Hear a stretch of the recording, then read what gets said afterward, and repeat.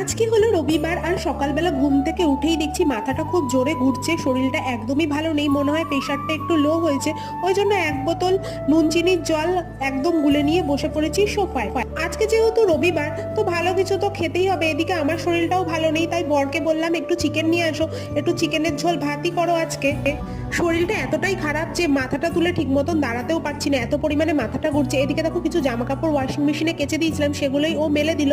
আর রান্নাটাও বললো তোমার করতে হবে না, আমি আজকে করে নিচ্ছি। আজকে মোটামুটি ঘরের কাজ ওই সব করেছে, আমি একদমই কিছু করতে পারছি না। আর আজকে দুপুরে খাওয়া দাওয়া হয়ে যাওয়ার পর বর সব ফল কেটে এনে আমার মুখের সামনে হাজির করেছে, বলছে নাকি শরীর খারাপ, তোমাকে সব ফলগুলো খেতেই হবে। যাই হোক, আজকের দিনটা তো বর ম্যানেজ করে দিল, ওর ছুটি ছিল বলে। কিন্তু কালকের থেকে তো আবার মিষ্টুর স্কুল, বরের অফিস, কি হবে কে জানে। আর এই দেখো এদিকে আমার শরীর খারাপ, ইনি বাজারে গিয়ে বাবার সাথে নিয়ে এসছে একটা বিরাট বড় ললিপপ। ব্যাস, ভিডিওটা এ পর্যন্তই। যদি ভালো লাগে চ্যানেলটা সাবস্ক্রাইব করে পাশে থাকুন, ভিডিওটা একটা লাইক করুন।